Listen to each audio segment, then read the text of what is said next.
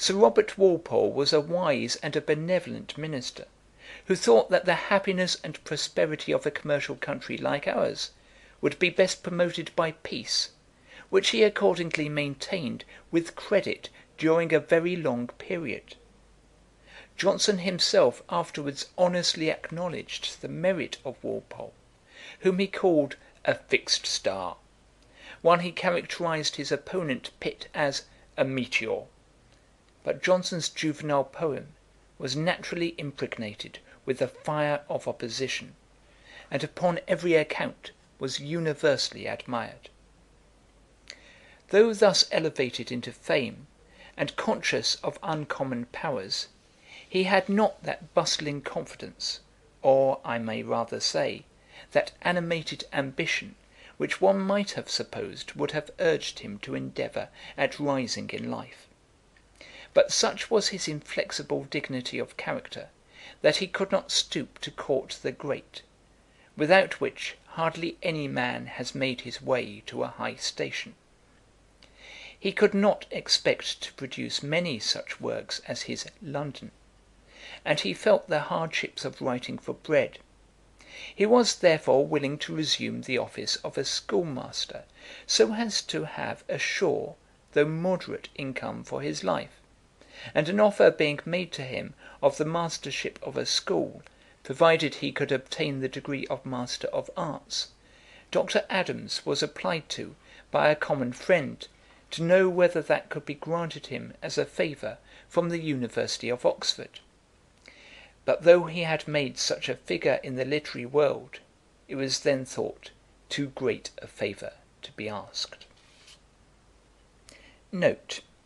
In a billet written by Mr. Pope in the following year, this school is said to have been in Shropshire; but as it appears from a letter from Earl Gower that the trustees of it were some worthy gentlemen in Johnson's neighbourhood, I in my first edition suggested that Pope must have, by mistake, written Shropshire instead of Staffordshire. But I have since been obliged to Mr. Spearing, attorney at law, for the following information. William Adams, formerly citizen and haberdasher of London, founded a school at Newport, in the county of Salop, by deed dated 27th November 1656, by which he granted the yearly sum of £60 to such able and learned schoolmaster, from time to time, being of godly life and conversation, who should have been educated at one of the universities of Oxford or Cambridge, and had taken the degree of Master of Arts, and was well read in the Greek and Latin tongues, as should be nominated from time to time by the said William Adams, during his life, and after the decease of the said William Adams, by the governors, namely the Master and Wardens of the Haberdashers' Company of the City of London, and their successors. The manor and lands out of which the revenues for the maintenance of the school were to issue are situate at Knighton and Adbeston, in the county of Stafford. From the foregoing account of this foundation, particularly the circumstances of the salary being £60, and the degree of Master of Arts being a requisite qualification in the teacher, it seemed probable that this was the school in contemplation, and that Lord Gower erroneously supposed that the gentlemen who possessed the lands, at which the revenues issued, were trustees of the charity.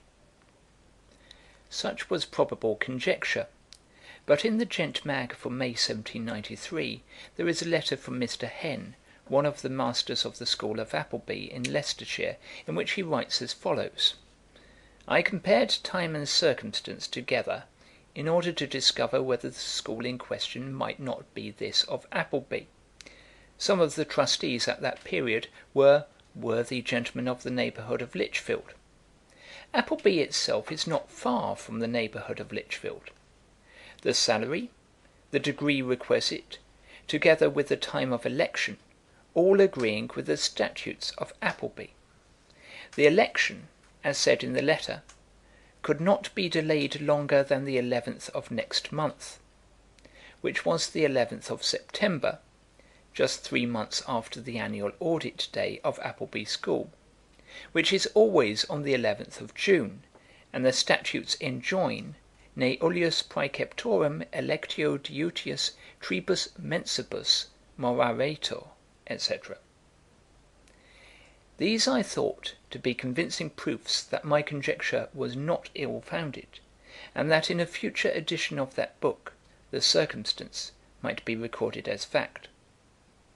But what banishes every shadow of doubt is the minute book of the school, which declares the headmastership to be, at that time, vacant. I cannot omit returning thanks to this learned gentleman for the very handsome manner in which he has in that letter been so good as to speak of this work. End of note. Hawkins, Life, page 61, says that Johnson went to Appleby in August 1738, and offered himself as a candidate for the mastership. The date of 1738 seems to be Hawkins's inference. If Johnson went at all, it was in 1739. Pope, the friend of Swift, would not of course have sought Lord Gower's influence with Swift. He applied to his lordship, no doubt, as a great Midland county landowner, likely to have influence with the trustees. Why, when the difficulty about the degree of M.A. was discovered, Pope was not asked to solicit Swift, cannot be known. See post beginning of 1780 in Boswell's account of the life of Swift. Pope, without any knowledge of him but from his London, recommended him to Earl Gower, who endeavoured to procure for him a degree from Dublin, by the following letter to a friend of Dean Swift. Sir, Mr. Samuel Johnson, author of London, a Satire, and some other poetical pieces, is a native of this country, and much respected by some worthy gentlemen in his neighbourhood, who are trustees of a charity school now vacant.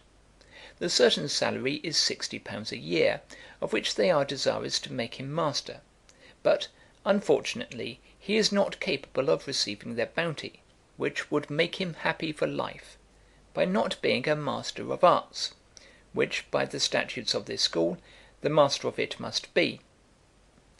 Now these gentlemen do me the honour to think that I have interest enough in you, to prevail upon you to write to Dean Swift, to persuade the University of Dublin to send a diploma to me, constituting this poor man Master of Arts in their University.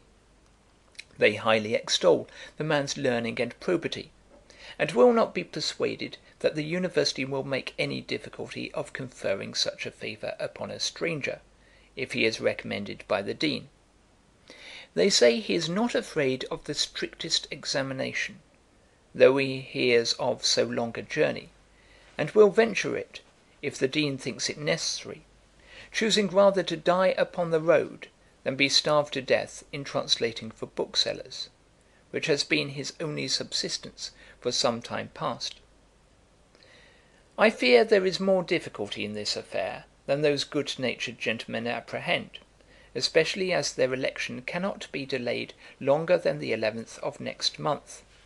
If you see this matter in the same light that it appears to me, I hope you will burn this, and pardon me for giving you so much trouble about an impracticable thing.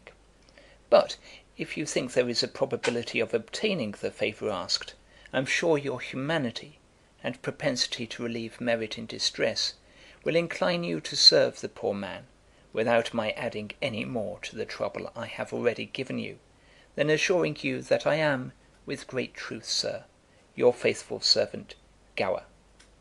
Trentham, August 1st, 1739. It was, perhaps, no small disappointment to Johnson that this respectable application had not the desired effect. Yet how much reason has there been, both for himself and his country, to rejoice that it did not succeed, as he might probably have wasted in obscurity those hours in which he afterwards produced his incomparable works. About this time he made one other effort to emancipate himself from the drudgery of authorship. He applied to Dr. Adams, to consult Dr. Smallbrook, of the Commons, whether a person might be permitted to practise as an advocate there, without a doctor's degree in civil law. "I am," said he, "a total stranger to these studies; but whatever is a profession, and maintains numbers,